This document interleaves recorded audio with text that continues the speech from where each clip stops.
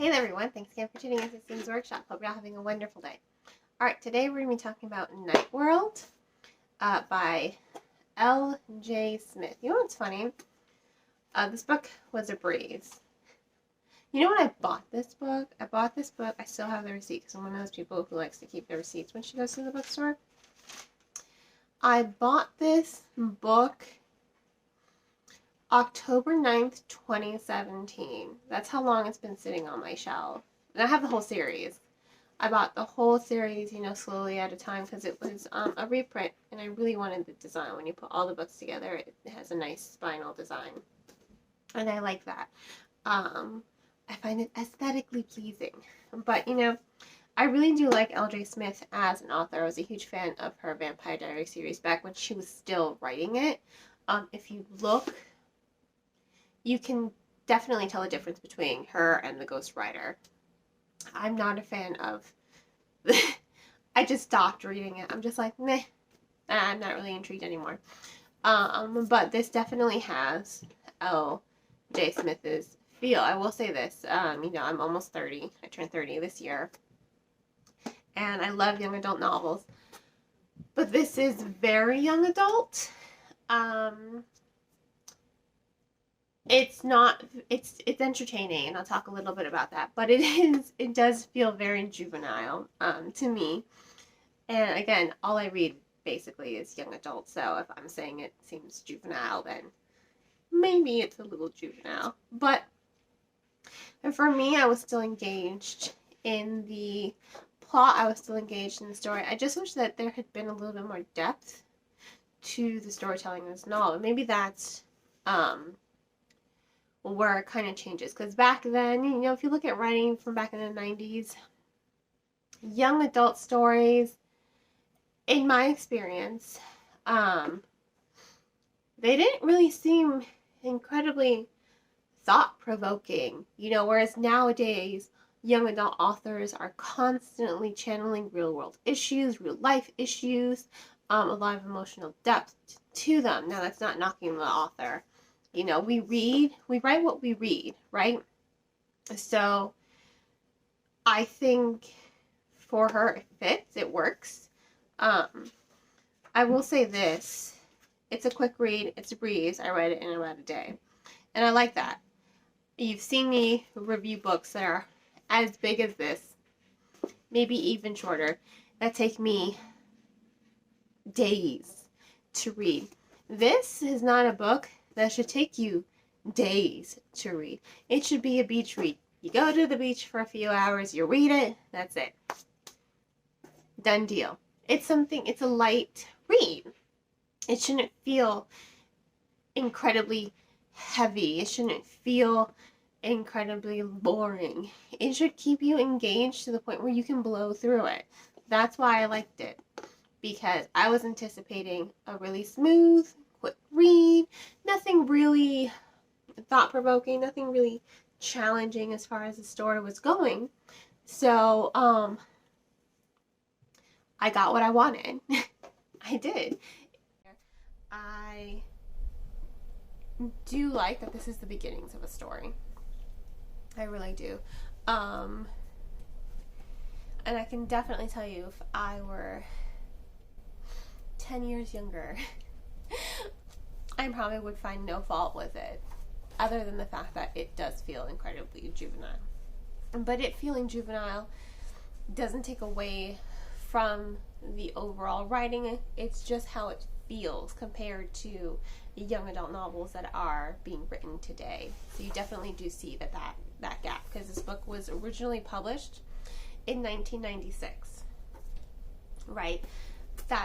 This is the republished edition in 2016. So they republished it 20 years later.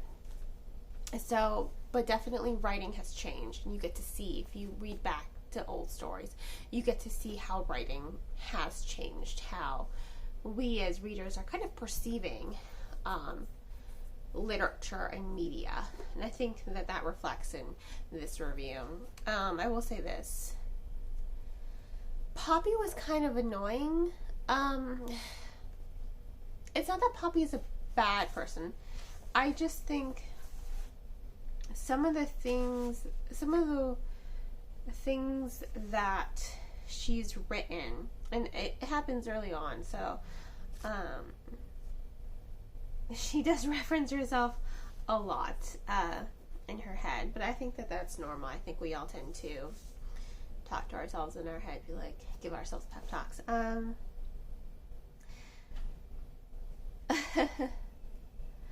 She just, like this line right here, she's talking about her freckles and her appearance. 4.5, if she were completely honest, which Poppy North usually was. How childish. How cute. I mean, it's things like that. It was just kind of repetitious for Poppy's narrative that I found kind of annoying. Just her internal narrative and how she's interpreting life all around her. Now, Poppy is diagnosed with cancer. She is dying, and her friend James is a vampire, what they call Lamia. He can go out in the day, he can eat normal food, you know. He's like, yeah, all that stuff's bullshit. We do need blood at least once a day. It happens. He's like, he loves her. Clearly, he loves her. He wants to save her from what is a very painful and slow death. There's no cure for her type of cancer.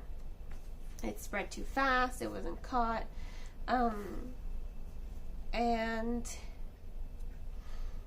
I just don't... You do feel for her. You do feel for her. I'm trying to look up what... it doesn't really matter. I just kind of want to know for you guys what kind of cancer it was. But she is diagnosed with cancer. She has a twin brother. He's very much not okay with her becoming a vampire. He's like, no, she's a monster, an abomination. But he makes peace with it in the end because, again, it's going to save Poppy from a very, very slow death. I do like the dynamics. When she's not in her head, I like Poppy. I like the dialogue and her interaction with James. It's just when she's in her head that I find her so incredibly annoying. I'm just like, oh my god, this is definitely a teenager. That was my only hindrance for this novel. I'm just like, oh my god, Poppy, get over yourself. And it's only when she's like narrating, it's only her internal narrative that bothers me, because her relationship with her brother, her relationship with her mother, her relationship with James, they are all very, I think, down to earth. I think very realistic. I definitely feel the emotion and love that she has for these people between the dynamics. That's why I like her sometimes. As for James and her brother, I like James. I can't say that there's anything that particularly stands out about him. He does have a personality, and I love how him and her brother, they just kind of continuously butt heads, but then pull together in the end. But again, it's a light read. I'm gonna go back to that.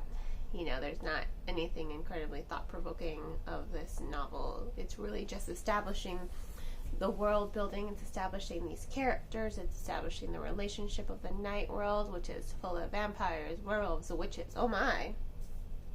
So it's a good starter novel, and it's a good quick read. It's very clean as well. It is a clean read. So I was just on a Facebook group. They're wondering about a book, Touch of Darkness, for their 14-year-old. They're like, is there sex in there? I mean, nowadays, again, if you read young adult novels, they tend to be very mature. But it's all about how you raise your kid. If you're worried about novels being clean, here's a novel that's clean. I will say that about L.J. Smith's writing. Her novels are generally very clean. There's nothing really explicit about them. It is very clean storytelling. Again, times have changed. You know, it's been, oh my God, it's been more than 20 years now since this book was published. So you just have to put that into perspective. But it is clean if you want to give, if you're looking for a book with vampires and werewolves and witches, oh my, or series, I definitely do think this is one to give it a shot for your young adult. It is written for young adults.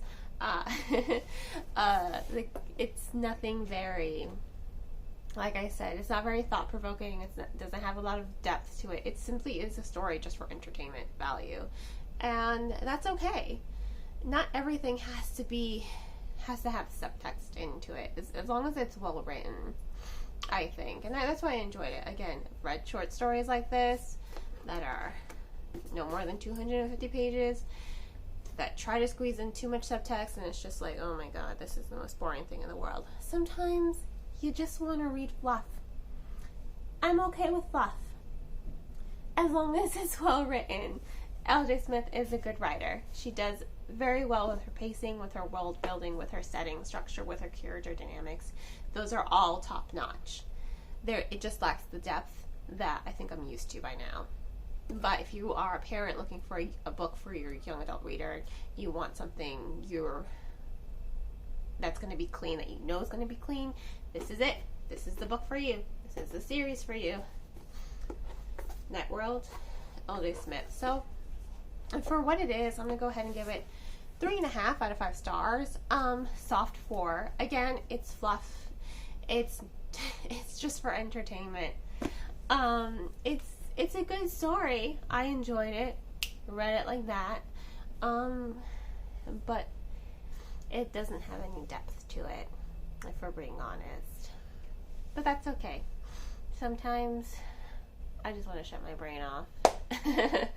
And after the week I've been having, I just want to read something and not think about it. But anyway, that's how I felt about this book. That's my review of this book. 3.5 out of 5 stars. If you want to go ahead and purchase it, you can purchase. I think you can get the whole series off of Book Outlet, because I know I got a bunch of books off of Book Outlet. If you really are looking for a bargain buy, please be warned though, Book Outlet is a book for bargain books. You have to be very careful because they have different versions of bargain books there. Some of them may have, and they'll tell you, this book may have slight damage to it. You don't want a book with slight damage to it. It's definitely not the one you want. But I think I got the rest of the series, or at least 5 books of the series, for really, really cheap prices. Bookoutlet.com. If it's there. They don't have every book in existence there. I will include a link to bookshop.org so that you can support local booksellers by purchasing from this website. Please, all I ask is that you purchase the book from just an online book retailer. Just try, please, to avoid Amazon. That's all I ask. If money's tight, again, you can also check out Book Outlet, or you can check out the book from your local library. This is a reprint, so the originals are paperback, and they have like books 1 through 3 in like volumes. That's how they publish them now, in like volumes. So you can do that as well. And on that note, I hope you all will continue to support me by liking this video, subscribing to my channel, and sharing it with all your book loving friends. You can also become a supporter and buy me a coffee for a $1 donation. Or you can also support me by purchasing one of my handmade candles. Hope you all have a great rest of your day, and as always, happy reading.